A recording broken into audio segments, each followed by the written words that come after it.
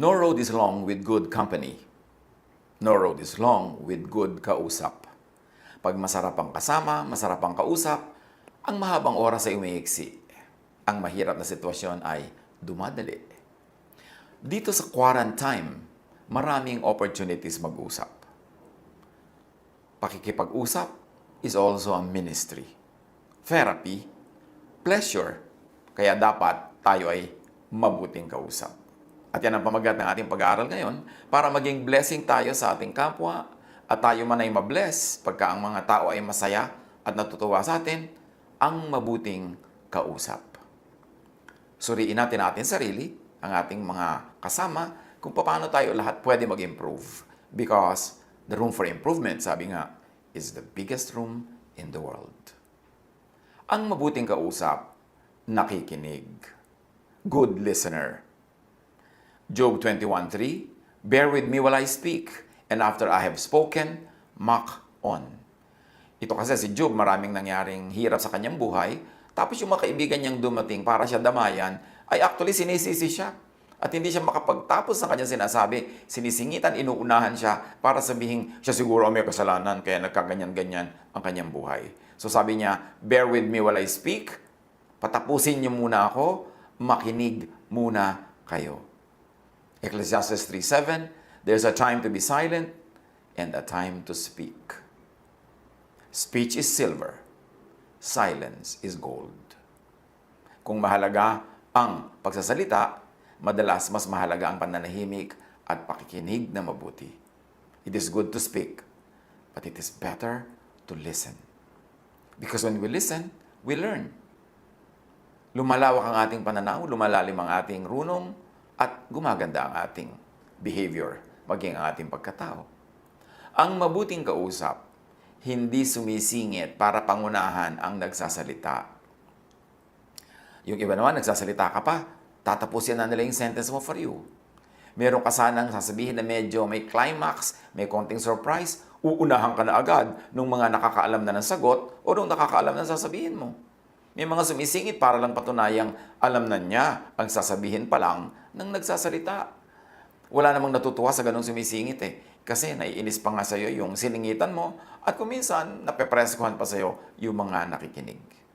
Philippians 2:4, let each of you look not only to his own interests, look not only to his own itch to speak, but also to the interests of others to speak.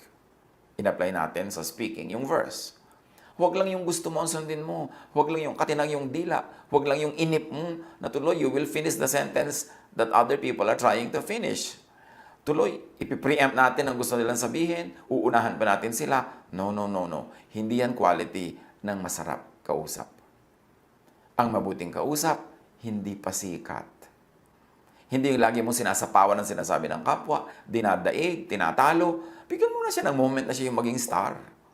Bigyan mo naman siya ng kanyang 5 moments or 5 seconds of fame. Huwag agawin agad yung limelight sa kanya.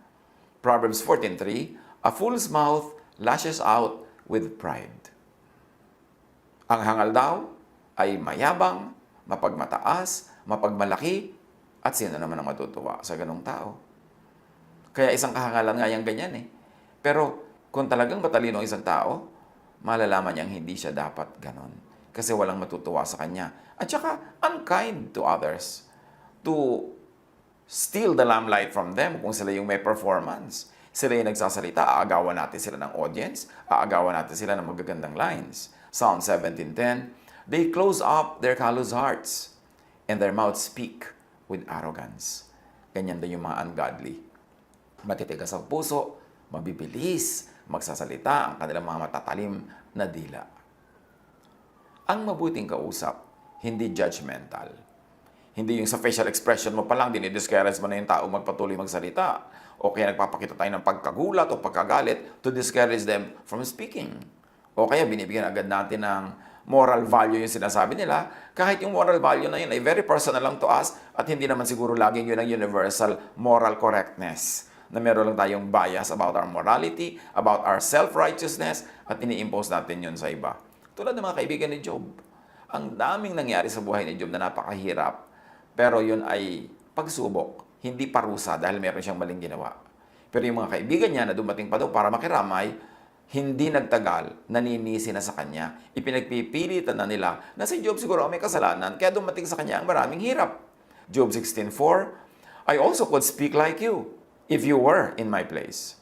I could make fine speeches against you and shake my head at you. Sabi ni Job, oo, siguro nga kung nagkapalit tayo ng lugar, ako rin magsasalita ng mga pangit na sinasabi nyo sa akin. Masasabi ko rin yun sa inyo kung nagkapalit tayo ng lugar. Pwede rin magpailing-iling pa ako sa parang kumbaga ay pagkainis o hindi paniniwala sa sinasabi ko, gawin nyo yan. Pwede ko rin gawin sa inyo yan. Kasi talaga namang napakahirap ng pinagdaanan. Pero sana, huwag nyo nang dagdagan pa. Hayaan nyo na lang akong magsalita. Hayaan nyo akong makapaglabas ng aking dinidibdib, ng aking hinaing, ng aking sama ng loob, ng aking lungkot. Huwag nyo na akong daigin pa sa pagsasalita. Pwede ba ako na lang magsalita? Total, ako naman itong nahihirapan. Ako yung merong dapat ihinga. Matthew 7:1, do not judge, or you too will be judged. Pag may kausap tayo, huwag tayo agad bumubuo sa loob ng isip natin ng judgment tungkol sa kanya. Huwag tayong hindi pa siya tapos magsalita ay meron tayong nabuong hatol against that person who is speaking.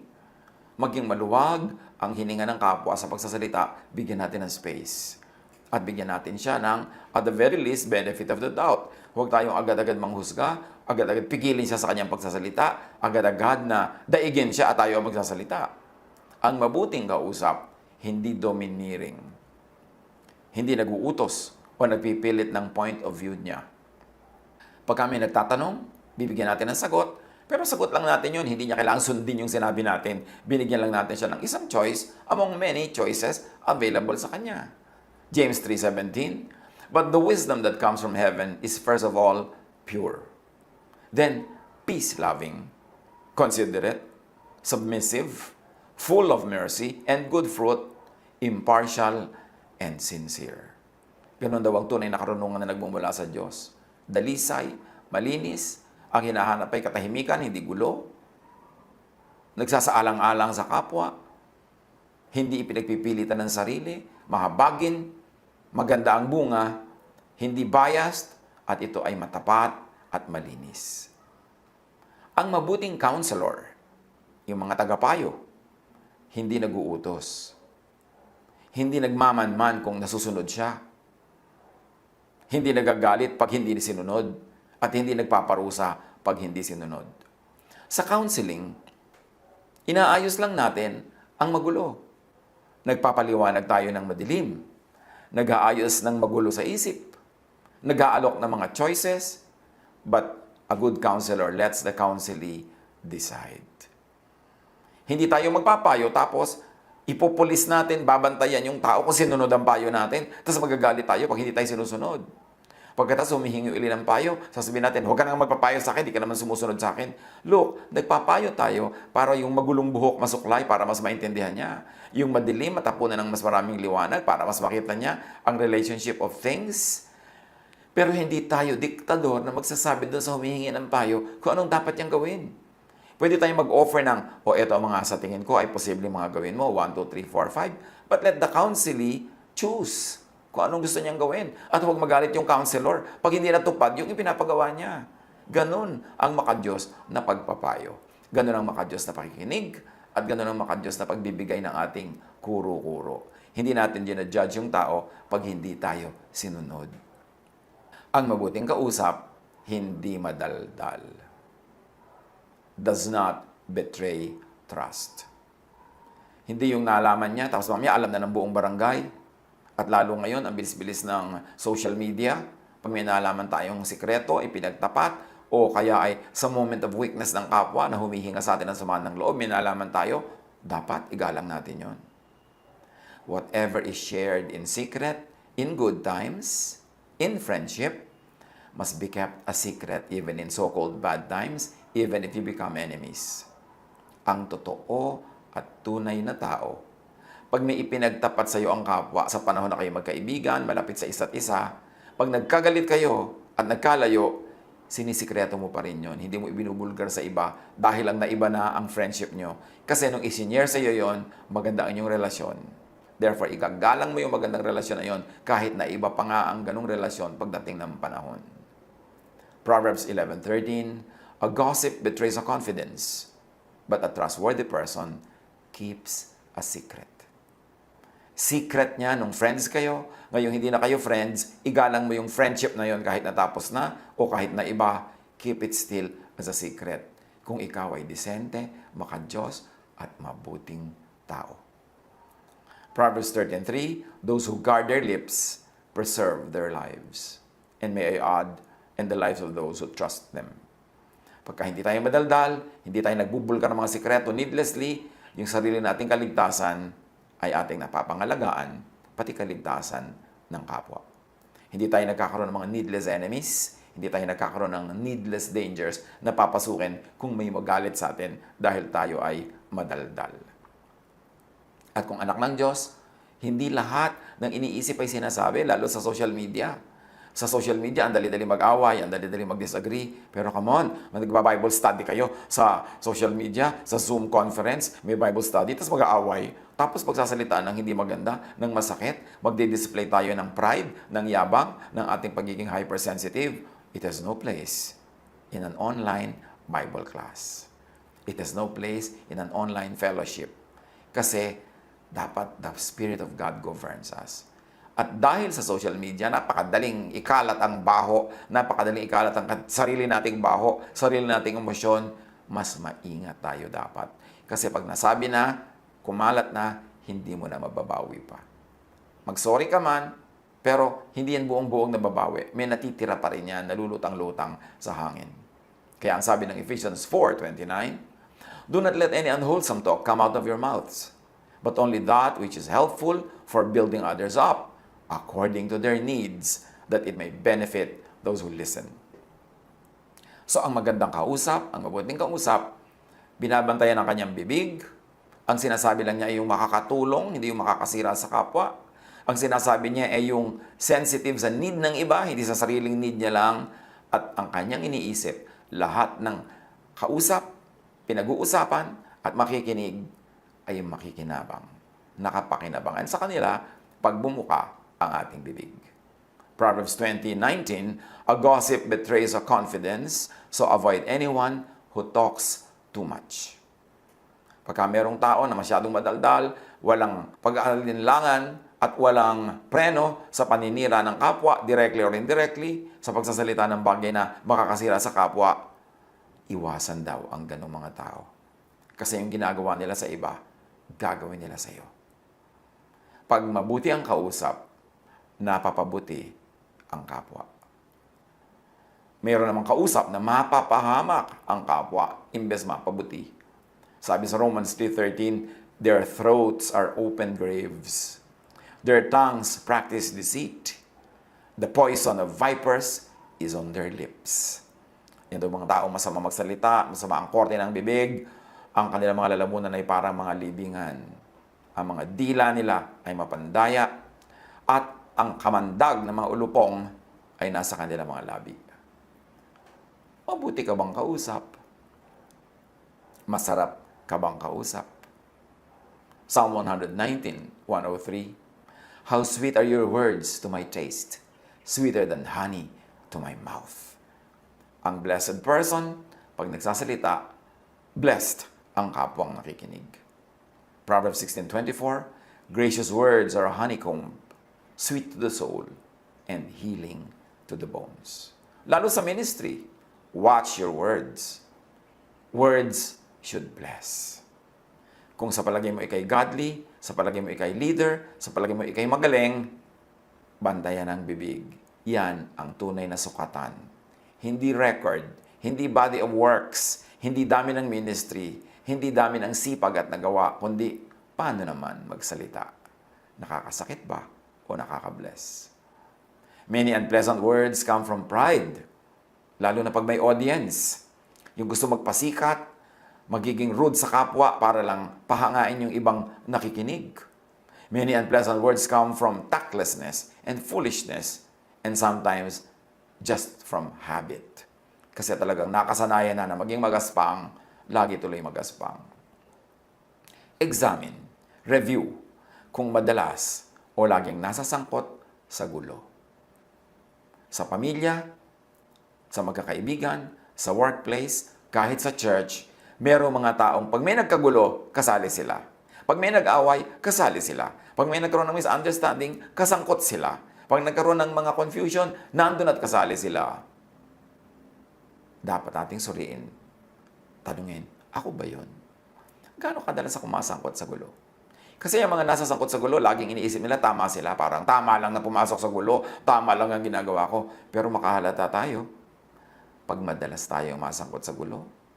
Kung napapagulo tayo, kung kani-kanino at sa iba't ibang tao at iba't ibang grupo, baka naman tayo na ang may dala ng lason. Baka naman tayo na ang problema. Madalas ka bang masangkot sa gulo? Ikaw o ang mga kinakampihan mo? Siyempre, birds of a feather flock together, so yung mga magugulo, kampi-kampihan. Pero kung magkakampi-kampihan kayo ng mga magugulo, lagi may nakakaaway, paano naman mag-i-improve ang karakter? Dapat iron sharpens iron. Nagtuturoan tayo para maging mabait, hindi para maging masungit. Nagtuturoan tayo at nagtutulungan para maging mahinahon, hindi para maging marahas. Yun ang tunay na epekto dapat ng Espiritu sa ating buhay. James 3:10, out of the same mouth come praise and cursing. My brothers and sisters, this should not be. Proverbs 12:18, the words of the reckless pierce like swords. Kung nakakasakit ang ating salita, nasaan ang kabutihan? Nasaan ang kabaitan? Nasaan ang pagiging makadiyos? Kahit pa nga sa palagay natin tayo may katwiran, tama tayo, pero yung korte ng salita natin nakakasugat, nakakadugo sa kapwa, hindi mali na rin tayo nun.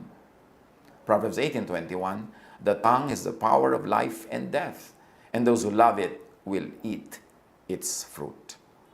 Nakakamatay, nakakabuhay, nakakapanghina, nakakapagpalakas ang ating dila.